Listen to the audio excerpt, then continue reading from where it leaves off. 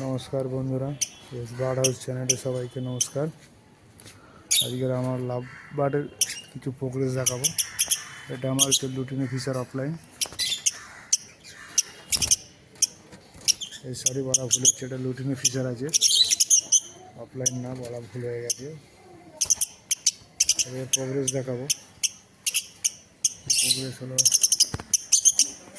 দুটো ডিম দিয়েছে, খুব সুন্দর হয়েছে। তবে অফলাইন ইচ্ছা আমার খুব, তো অফলাইন করার, তো ওই জন্য অফলাইনটা মুখে এসে গেছে। এটা হচ্ছে কি আমার গ্রিন ফিশার অফলাইন।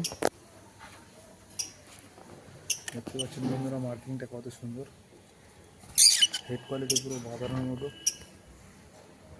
কত সুন্দর মার্কিং। তবে নেস্টিং যা করেছে, আমার ডিম দেখাতে পারবো বলে আমার মনে হচ্ছে না, তবে দেখছি একবার নেস্টিংটা সরিয়ে।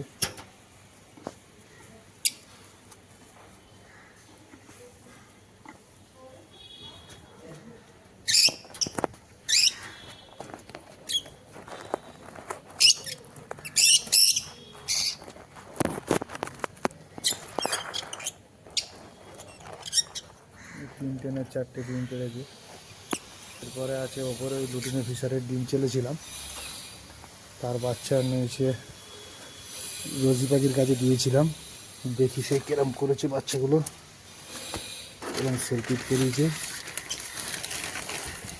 এই হচ্ছে আমার রোজি পাখিগুলো, দেখুন, একটা সাদা আছে আর একটা আকাশি কালার আছে, ব্লু কালার আছে। এই দুটো এর কাছে লুটিনো ফিশারের ডিম বাচ্চা দিয়েছিলাম, দেখি কেমন হয়েছে।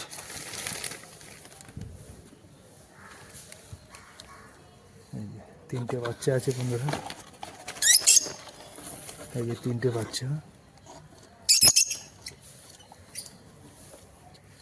এবার 3টে বাচ্চা হয়েছে। তবে বন্ধুরা 4টে ছিল, একটা সামনেবারে বৃষ্টি হয়েছিল, সবের ডিমটা ফুটেছিল, ওনার বাবা মার কাছেই ওটা মারা গেছিলো, তার কারণে ডিমগুলো এর কাছে ছেলে সব দিয়ে দিয়েছি বাচ্চাগুলো। ওই জন্যে এর 3টে বাচ্চা এখানেই হয়েছে। আর এই ডিমগুলো আমি যেহেতু ফেলে দিয়েছি, এখন তো বাজারে মার্কেটে জানেন রোজি পাখির কোনো দাম নেই আর ভ্যালু নেই।